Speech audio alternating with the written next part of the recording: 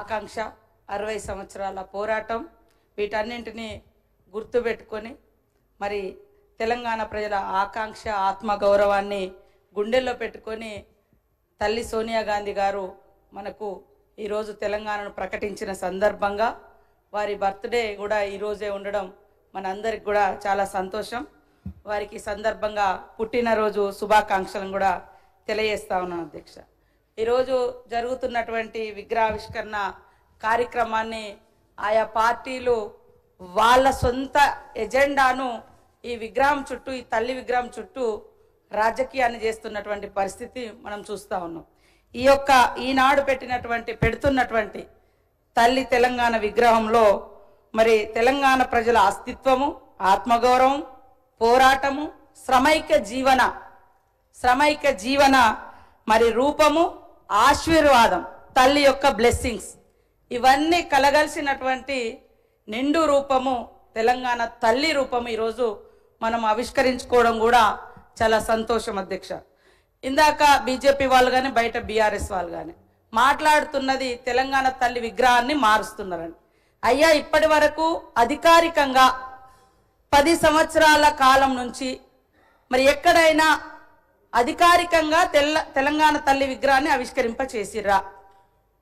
కేవలం వాళ్ళ పార్టీ రూపాలు, వాళ్ళ జెండా రూపము, మరి కేటీఆర్ చెల్లికి దేవతా విగ్రహ రూపాన్ని ఇచ్చుకుంటే ఎట్లా ఉంటుందో ఆ రకమైనటువంటి విగ్రహాలను వాళ్ళు పెట్టుకొని దాన్ని తెలంగాణ తల్లిగా వాళ్ళు ఇన్ని రోజులు ప్రజల మీద రుద్దిండ్రు.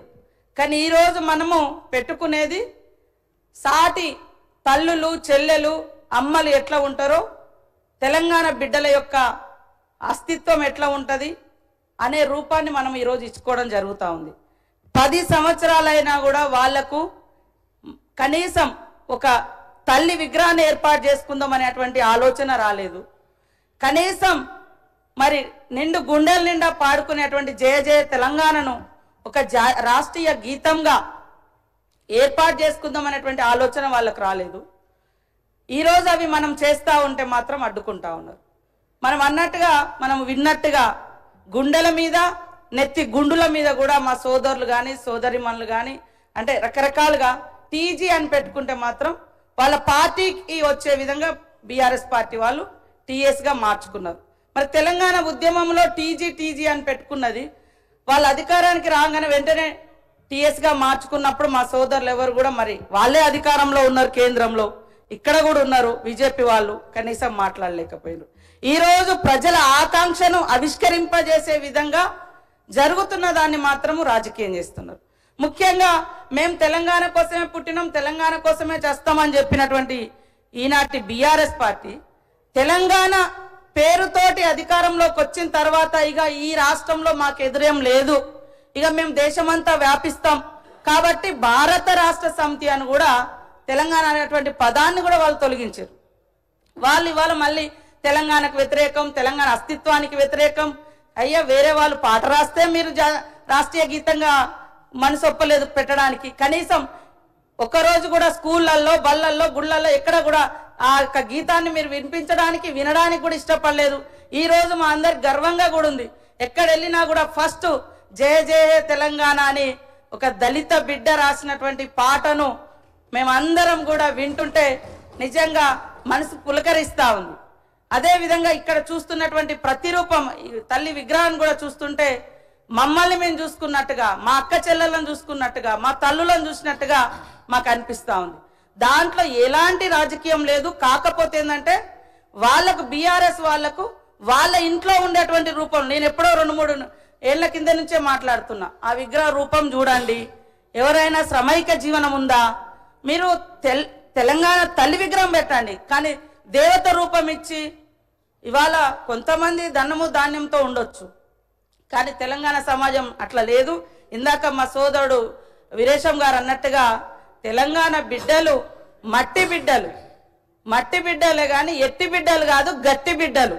ఆ గట్టితనాన్ని, ఆ శ్రామిక తత్వాన్ని, పంటను, అదే విధంగా కష్టాన్ని కూడా అందులో చూపించినటువంటి మరి ప్రతిరూపంగా మనం చూస్తా ఉన్నాం.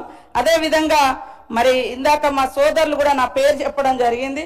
నేను ఇచ్చేది అధికారికంగా జిల్లా కలెక్టర్లకు ఎన్ఆర్ఈ చేసేస్తే వాళ్ళకి ఇస్తున్నాం, లేదా ఏమైనా గతంలో ఇచ్చి ఎక్కువ ఇచ్చిన కాడ కొద్దిగా తక్కువ ఇచ్చి ఇస్తున్నాం. ఎందుకంటే ఆల్రెడీ ఎక్కువ డబ్బులు వాళ్ళకు పోయిన కాడ కాన్స్టిట్యున్సీకే ఇస్తున్నాం కానీ వేరే రూపంలో లేదు.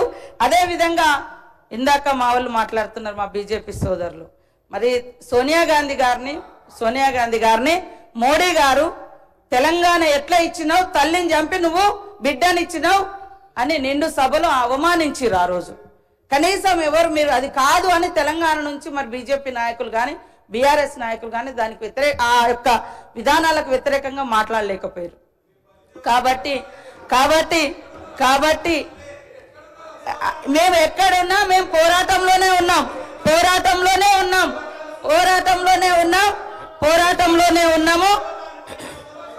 1200 మందిని 1200 మంది అని ఆ రోజు కేసీఆర్ అని ఆయన అధికారానికి వచ్చినాక మళ్ళీ 400 మంది కుదించారు. కనీసం మీరైనా ఇవ్వలేదు. ఎక్కడ ఉన్నామనేది అంటే మేము ఎక్కడున్నాం, ప్రజలలో ఉన్నాం, పోరాటంలో ఉన్నాం. తెలంగాణ ఉద్యమంలో నేను కూడా జైలు వేసిన 7 రోజులు ములుగు కేంద్రంగా నిరాహార దీక్ష కూడా చేసినాం.